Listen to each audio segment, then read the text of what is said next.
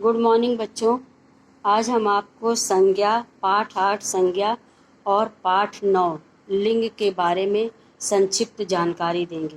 सबसे पहले हम आपको संज्ञा के बारे में बताएं। संज्ञा किसे कहते हैं?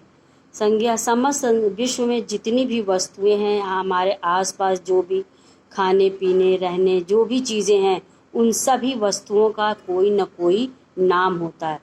व्यक्ति का जन्म जब होता है तब भी उसका नामकरण होता है, यानी किसी भी व्यक्ति की, किसी भी वस्तु, किसी भी सामान की पहचान के लिए उसका एक नाम दिया जाता है, उसी को हम संज्ञा कहते हैं। इसकी परिभाषा है कि जिस शब्द के द्वारा किसी वस्तु, व्यक्ति अथवा स्थान भाव के नाम का बोध हो उसे हम संज्ञा कहते हैं। संज्ञा के 3 भेदों में संज्ञा को विभाजित किया गया है। व्यक्तिवाचक संज्ञा, जिस संज्ञा शब्द से किसी विशेष व्यक्ति, वस्तु, स्थान का बोध हो उसे हम व्यक्तिवाचक संज्ञा कहते हैं। जैसे अशोक एक महान राजा है, तो हम पर्टिकुलर किसकी बात कर रहे हैं? अशोक की बात कर रहे हैं, तो ये हमारा व्यक्तिवाचक संज्ञा हो गया। इसी प्रकार से व्यक्तियों में अनूप, गुरमीत, यानी जब हम किसी का नाम लेके उसका परिचय देते हैं तो वो हमारा व्यक्तिवाचक संज्ञा में। जैसे देश में भारत, नेपाल, अमेरिका, नदियों में गंगा, नील, अमेजन नदी है, पुस्तकों में कुरान, गीता, महाभारत, यानी नाम के द्वारा हम ज्ञात करा रहे हैं कि ये हमारा व्यक्तिवाचक संज्ञा। अब आता है दूसरा, जातिवाचक संज्ञा। जिस संज्ञा शब्द से किसी संपूर्ण जाति का बोध होता है उसे हम जातिवाचक संज्ञा कहते हैं। जैसे हमारा भारत हमारा देश है, तो हम पूरे देश की बात कर रहे हैं, तो ये हमारा जो है जातिवाचक में है। उदाहरण जैसे मनुष्य, तो मनुष्य में या लड़का हम नाम लेते हैं, तो लड़का, लड़की, औरत, ये हमारा सब एक समुदाय की बात की जा रही है, तो ये हमारा जातिवाचक है। पशु, पक्षी, घोड़ा, हाथी, कोमल, वस्तु में आपका घर, और अगर हमने घर में नाम लिया कि ये इसका घर है तो वो व्यक्तिवाचक हो गया। और जब हम सिर्फ घर की बात करेंगे, या किताब, तो किताब कौन सी, अगर हमने किताब कहा तो जातिवाचक, और हमने कहा महाभारत की किताब तो ये कौन से हो गया, तब ये व्यक्तिवाचक हो गया। यही इन दोनों में अंतर है। इसके बाद हमारा आता है फिर कुछ ऐसे द्रव्यवाचक संज्ञा दी गई है जो कि जातिवाचक संज्ञा के अंतर्गत ही आता है। समूहवाचक और समुदायवाचक, इसमें भी वही बातें की गई हैं।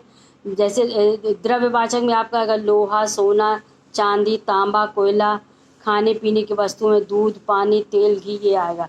और समूहवाचक, जिस संज्ञा शब्द के द्वारा हम किसी व्यक्ति, वस्तुओं के समूह का बोध कराते हैं, वो हमारा समूहवाचक संज्ञा होता है। अब आपका तीसरा आता है भाववाचक संज्ञा। जिस संज्ञा शब्द के गुण, दोष, धर्म, अवस्था, व्यापार आदि का बोध होता है उसे हम भाववाचक संज्ञा कहते हैं। जैसे इसमें भावों के द्वारा, यानी मन के भाव को द्वारा जो अनुभव कर सके उसे ही हम भाववाचक, जैसे छूना, स्वाद लेना, सूंघना, इसको हम सिर्फ अनुभव कर रहे हैं, तो ये हमारा भाववाचक संज्ञा आएगा। इसमें जैसे गुण है तो कठोरता, ईमानदारी, लाली, अवस्था, बचपन, गरीबी, दोष, डाका, मूर्खता, दुर्जनता, भय, इस प्रकार से ये हमारे भाववाचक संज्ञा आते हैं। भाववाचक संज्ञा के कुछ नियम बताए गए हैं, जैसे धुलाई, जैसे आपका है धोना, धुलाई, चढ़ना, चढ़ाई, ये आपका प्रत्यय के द्वारा इस संज्ञा शब्दों का निर्माण किया जाता है। अब आपका आता है लिंग। लिंग कह रहा है कि शब्द के जिस रूप से यह बोध हो कि वह पुरुष जाति के है या स्त्री जाति का है उसे हम लिंग कहते हैं। जो हमें ये जानकारी दे, बोध कराए। लिंग के 2 भेद होते हैं, पुल्लिंग और स्त्रीलिंग। पुल्लिंग में क्या है, पुरुषत्व का बोध कराने वाले को पुल्लिंग कहते हैं, जैसे मनुष्य, लड़का, घोड़ा, ऊंट आदि। और स्त्रीलिंग में स्त्रीत्व का जो बोध कराता है उसको हम स्त्रीलिंग कहलाता है, जैसे लड़का, देवी, घोड़ी, गायिका आदि। इसी प्रकार से कुछ नित्य पुल्लिंग और कुछ नित्य स्त्रीलिंग भी दिए गए। जैसे कुछ शब्द जो है सदैव स्त्रीलिंग में ही प्रयोग किए जाते हैं, उन्हें हम नित्य स्त्रीलिंग कहते हैं, जैसे मक्खी, छिपकली, मछली, चील, तितली आदि। और कुछ पुल्लिंग, नित्य पुल्लिंग है जो सदैव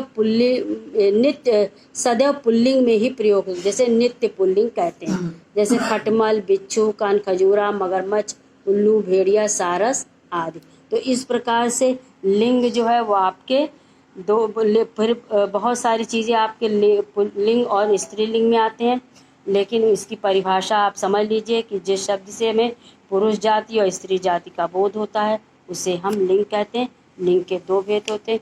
इस प्रकार से आपका ये 2 पाठों का संक्षिप्त परिचय जो है वो बता दिया गया। धन्यवाद।